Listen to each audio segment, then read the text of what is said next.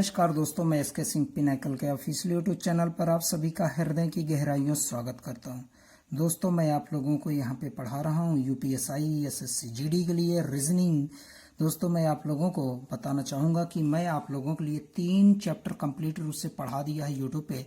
पहला चैप्टर है कैलेंडर, दूसरा चैप्टर है आपका क्लॉक और तीसरा चैप्टर है काउंटिंग ऑफ फिगर। इन तीनों चैप्टरों को मैं कंप्लीट रूप से आप लोगों को पढ़ा दिया है और चौथा चैप्टर में शुरू करने जा रहा हूं कथन और निष्कर्ष। बहुत ही शानदार तरीके से बताऊंगा। आप लोगों को गोला बनाने की आवश्यकता नहीं है, मात्र केवल आप निष्कर्ष देखोगे, राइट या रॉन्ग का टिक कर दोगे तुरंत, बिल्कुल चंद सेकंडों में।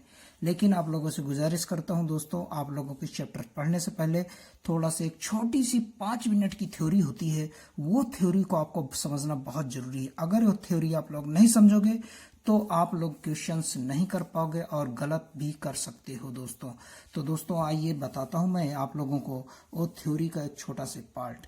दोस्तों, इस वीडियो को ज्यादा से ज्यादा लाइक करिएगा और शेयर करिएगा, जिससे आप लोगों को यह चैप्टर मैं बड़ी ऊर्जा के साथ पढ़ा सकूं।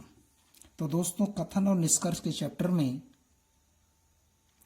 कथन केवल 4 प्रकार के होते हैं दोस्तों। कथन केवल 4 प्रकार के होते हैं। पहला कथन, दूसरा, तीसरा और चौथा। दोस्तों, 4 प्रकार के कथन होते हैं। 4 के अलावा ना 5वां कथन होता है, ना दोस्तों आपके पेपर में आया है ना आएगा, क्योंकि 4 ही कथन है इस दुनिया में। तो 4 के अलावा 5वां ना बना है, ना बनेगा, ना पेपर में आया है, ना आएगा। तो दोस्तों ये 4 कथन होते हैं और यही 4 कथन आपके पेपर में आते हैं। आइए देखते हैं 4 कथन कौन से हैं। पहला कथन क्या है? सभी ए बी है।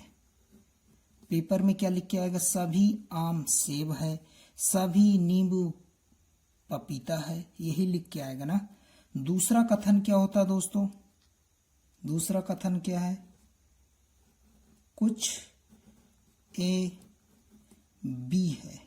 क्लियर है? पेपर में क्या लिख के आएगा? कुछ गाड़ी बस है या कुछ रोड हाईवे है, यही लिख के आता है ना। तीसरा कथन क्या होता है दोस्तों? सभी ए बी नहीं है। क्लियर है? सभी ए बी नहीं है। इस कथन को हम लोग दूसरे भाषा में भी लिख सकते हैं। आइए देखते हैं। सभी ए बी नहीं है मतलब सभी बुक कॉपी नहीं है। आपके पेपर में ऐसे लिख के आएगा, ए बी के जगह में कुछ शब्द दिए जाएंगे। सभी ए बी नहीं है, इसका दूसरा मतलब क्या होता है?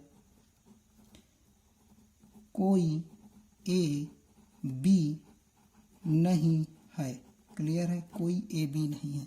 जैसे मैं बोलूं, क्लास में सभी विद्यार्थी पास नहीं है। सभी विद्यार्थी पास नहीं है, या इसको दूसरे भाषा में कह सकते हो, कोई विद्यार्थी पास नहीं है। इन दोनों का मतलब एक ही निकल रहा है। क्लियर है? और चौथा कथन क्या कहता है? कुछ ए बी नहीं है। क्लियर है? कुछ ए बी नहीं है। क्लियर है?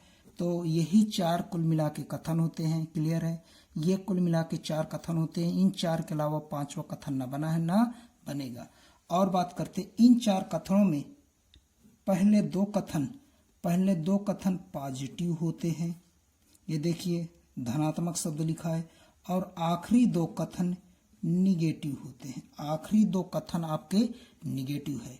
तो दोस्तों 4 कथन में 2 कथन आपके धनात्मक होते हैं और 2 कथन ऋणात्मक होते हैं। तो दोस्तों मैं आप लोगों से गुजारिश करूंगा, इस वीडियो को ज्यादा से ज्यादा लाइक करो, शेयर करो, जिससे उन लोगों को भी पता चल सके कथन निष्कर्ष कितने आसान भाषा में समझा जा सकता है। दोस्तों थैंक यू।